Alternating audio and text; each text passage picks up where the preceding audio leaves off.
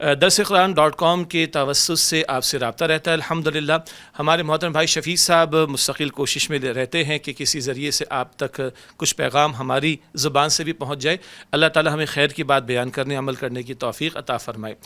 دائیں بائیں سے ایک تقاضا آیا ہے کہ بھائی آپ کی گزشتہ دنوں تحریک انصاف کے چیئرمین اور سابقہ وزیر اعظم عمران خان صاحب سے ملاقات ہوئی ہے، تو اس کا کچھ ذکر یہاں پر ہو جائے تو مناسب ہوگا۔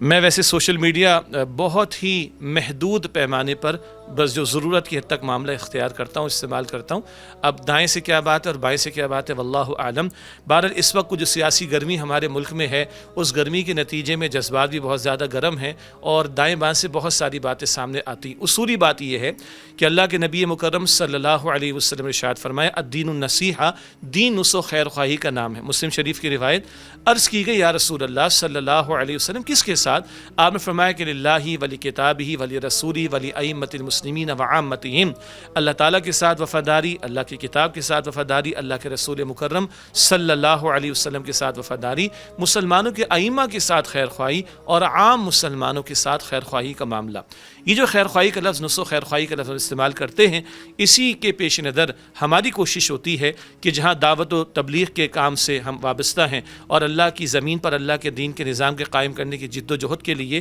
تنظیم اسلامی جو ڈاکٹر اسرار احمد صاحب رحمۃ اللہ علیہ نے قائم فرمائی، جس کی ذمہ داری آج کل عمارت کے اعتبار سے میرے پاس ہے کچھ عرصے سے، ہماری کوشش تو مستقل یہ ہے کہ دعوت کا کام، تبلیغ کا کام، قرآن حکیم سے عوام الناس کو جوڑنے کا کام، ذہن سازی کا کام، کردار سازی کا کام، افراد کو منظم کرنے کا کام اور ایک ایسی تحریک برپا کرنا کہ جس میں ہمیں کوئی ذاتی مفاد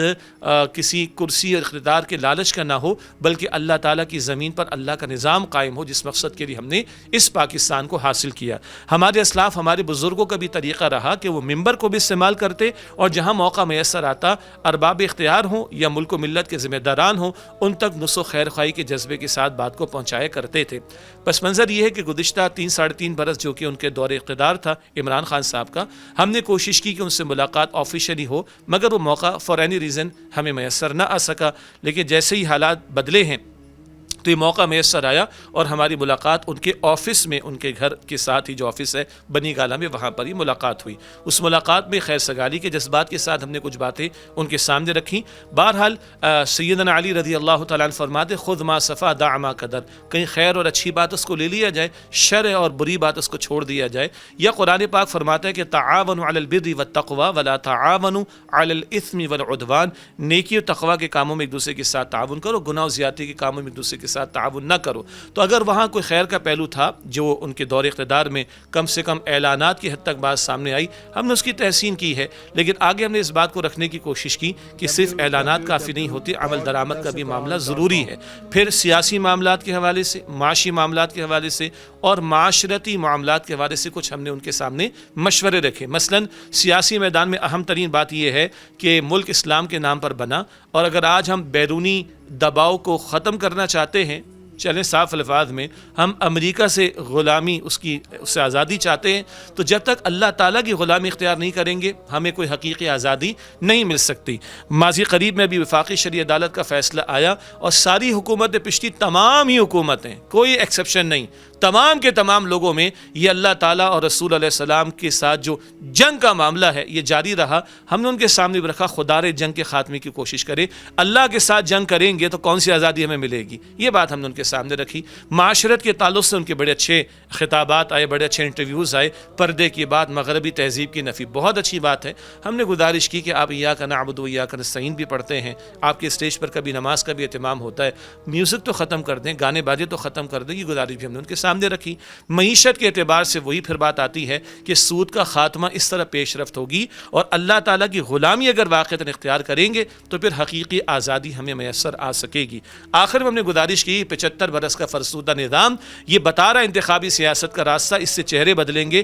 نظام نہیں بدلے گا۔ نظام ہمیشہ بدلا ہے وہ انقلابی راستے سے، اور اس انقلابی جد و جہد کے لیے ہمیں محنت کرنے کی ضرورت ہے، اور یہی ڈاکٹر اسرار احمد صاحب رحمۃ اللہ علیہ اور ان کی تنظیم اسلامی مستقل بات کرتی رہی، اور یہی بات ہم نے ان کے سامنے لٹریچر کی صورت میں، ویڈیوز کی صورت میں رکھ دی کہ بھئی آپ اس کو کوشش کر کے مطالعہ کر لیجئے گا۔ تو یہ اس ملاقات کا بنیادی طور پر احوال ہیں۔ ہماری کوشش تو تھی کہ نصح و خیر خواہی کے جذبے کے ساتھ اس بات کو رکھا جائے. بہرحال پی ٹی آئی کے حضرات کی طرف سے سوشل میڈیا میں بہرحال وہ بہت ایکٹیو ہے, بہت کچھ آ چکا, تو پھر ہم نے بھی ایک پریس ریلیز تنظیم اسلامی کی طرف سے جاری کر دیا جو ہماری ویب سائٹ tanzim.org پر بھی موجود ہے اور ہمارے سوشل میڈیا اکاؤنٹس پر بھی موجود ہے. اور جن لوگوں کی طرف سے دوسری طرف کی بات آئی ہے یقیناً وہاں تک بھی سوشل میڈیا پر ہمارا پریس ریلیز پہنچ چکا ہوگا. آخری بات یہ ہے, حکمراں آج کے ہوں یا ماضی کے یا آئندہ کبھی, ہماری کوشش رہے گی شہباز شریف صاحب سے ملاقات ہو جائے, ان کے سامنے بھی رکھیں گے بھائی آپ کو 2 مرتبہ ماضی میں 2/3 اکثریت ملی, آپ کے والد محترم میاں شریف صاحب ڈاکٹر اسرار احمد صاحب رحمۃ اللہ علیہ سے حرم شریف میں بھی ملے تھے, خانہ کعبہ کے پاس, اس کے بعد چل کر آئے تھے ماڈل ٹاؤن میں قرآن اکیڈمی ڈاکٹر اسرار صاحب کے پاس,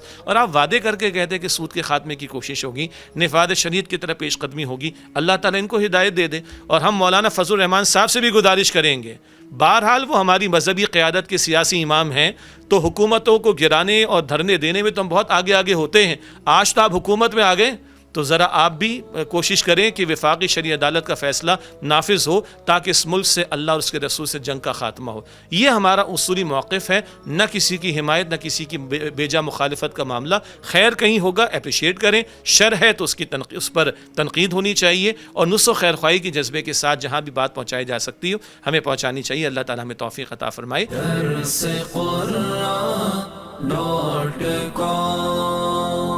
www.darsequran.com